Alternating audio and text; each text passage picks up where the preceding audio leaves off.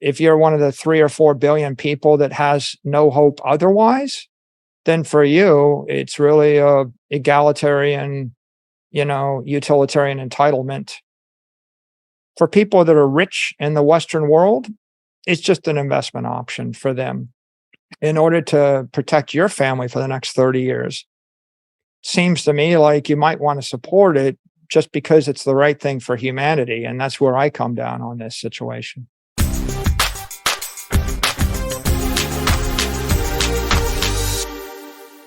I think the real issue here is, do you have an engineering mentality and reason from first principles, or are you simply complying with the norms of society and conventional wisdom that you grew up with? People say things and they repeat these bromides, and they give you a simple rule of thumb, like, oh, the rule of thumb is 60-40 stock bond portfolio. Or the rule of thumb is stay diversified, or the rule of thumb is, buy the biggest house you can and get the biggest mortgage and you'll be fine. For example, that all those rules of thumb, they don't work if you're a Jew in Nazi Germany in the 30s, right? Buying a house to store value doesn't work, right? Trusting the government. How about trust the government, keep your nose clean? That doesn't work, right? Buying stocks, that's an interesting thing in the US when the money supply expands at 7% a year. Do you think stocks work if you bought stocks in Zimbabwe or stocks in Cuba or stocks in North Korea or stocks in Argentina or stocks, fill in the blank? They don't work. What happens when the government crashes? You think stocks work in Sri Lanka? Right? No. How does stocks work in Russia in the 90s? Well, the entire currency collapsed, the government collapsed, everybody lost everything. Diversification doesn't work when every single thing you own in your portfolio is correlated. So diversification is a bromide. Stocks, bonds are a bromide. Real estate as monetizable property, it's a bromide. It only works if you can trust them. How's it going to work when I actually get elected mayor and I just seize your entire property to make into a pet hospital? All of these are simple rules of thumb that allow people to not think for themselves. You're on a ship, the ship is sinking, there's 10 boats in front of you. One of the boats doesn't have a hole in it. The other 9 boats have holes in them. You got 10 members in your family. Are you going to put one kid in each of the 9 boats or the like? Or are you going to put everybody in the boat that doesn't have the hole in it? It's not conviction. It's just rational thinking for yourself. And my point here is, you live in a society and things are going awry. If you did live in a country and the food supply was cut off, the electricity got turned off, the currency collapsed, and there were riots in the streets, would you still just kind of hang out and use the same rules of thumb you've been using? Or would you say, I think I'm going to exit via the airport where there are no riots if I can get on that plane, and I'm going to go somewhere else, not because I'm convicted, not because I'm radical, not because I'm a risk taker. No, I'm just going to do it because I'm an intelligent human being, and I notice that it's getting uncomfortable where I am right now. Once you understand money, you understand Bitcoin is engineered money, and it's engineered without defects. Once you look at your life, you realize you got a balance sheet.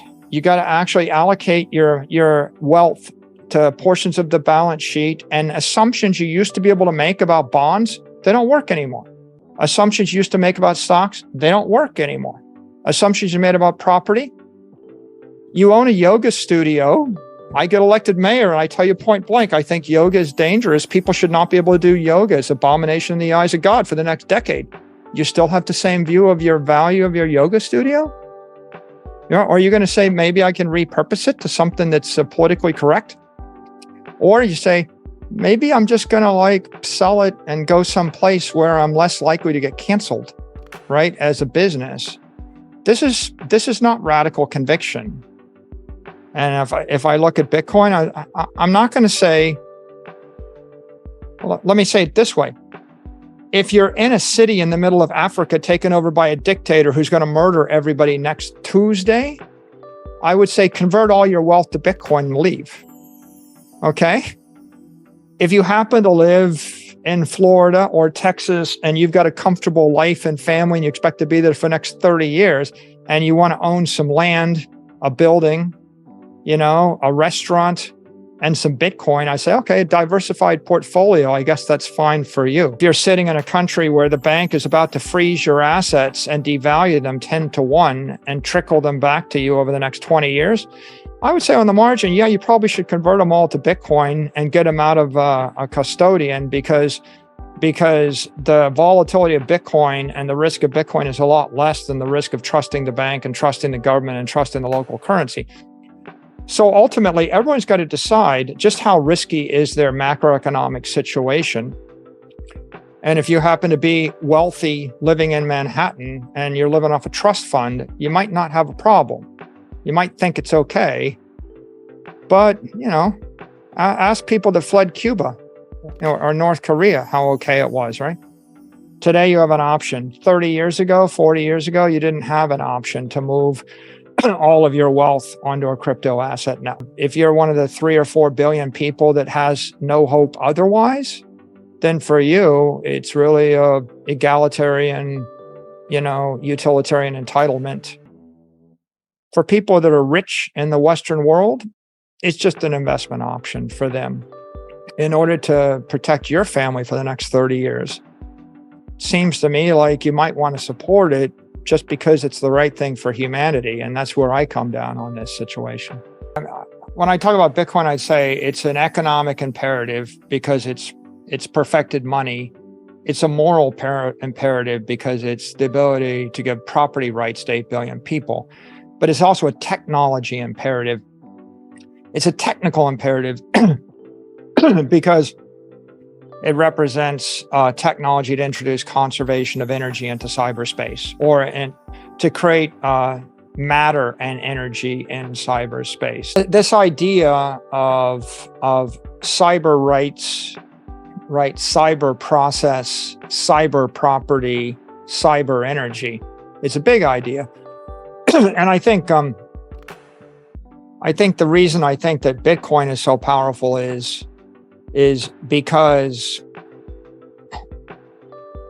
if I can create $1 billion of energy, $1 billion of money that is transferred between two actors in cyberspace simply by transferring private keys or through any number of other processes, right?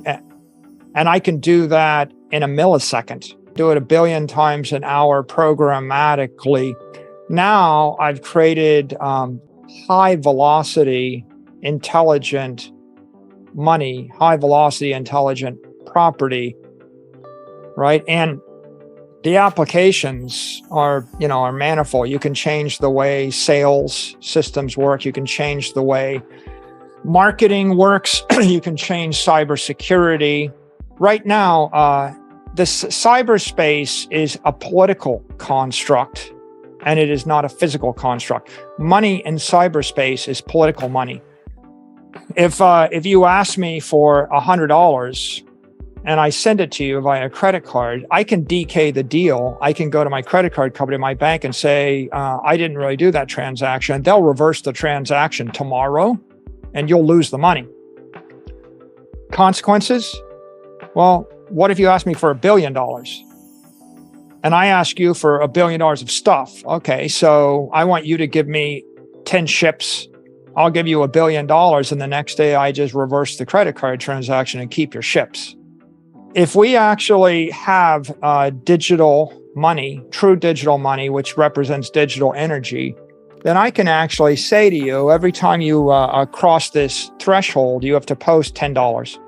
And if you cross the threshold with 1 million bots, you have to post $10 1 million times, you have to post $10 million. And if I say after you've crossed the threshold, if you then attempt to murder me, or after you cross the threshold, if you slime me If, post a phishing site that's going to defraud me, if you do that 1 million times, it's going to cost you the forfeiture of your deposit. So you lose $10 million. Do it 10 million times, could cost you $100 million.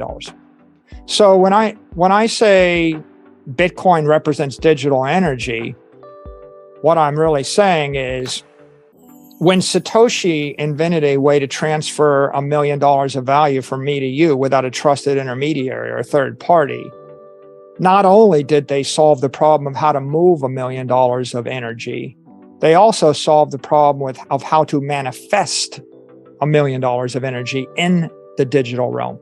If I can move it, I can create it and I can store it. So now I can hold $1 million of energy. Satoshi made it shine in cyberspace. I say someone has created a fire in cyberspace, brought light. Light is energy, and ultimately energy is matter. Matter is energy. We introduced matter and energy into cyberspace with this idea of a decentralized network, right? And once we've done it, you can't. Once you've seen it, you can't unsee it. But ultimately, the reason this matters is the velocity of money, of political money through cyberspace using a credit card is about 6 per year. Like I can send you $500 on a credit card. It takes 90 days to settle. So I can move the money 6, 7, 8 times a year. If you look at the way physics works, you're going to have to move stuff 1 million times a second, not 6 times a year.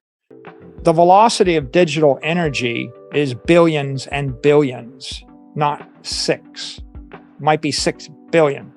6 billion times as fast, right? Like that's how do tides work? That's the moon talking to the earth.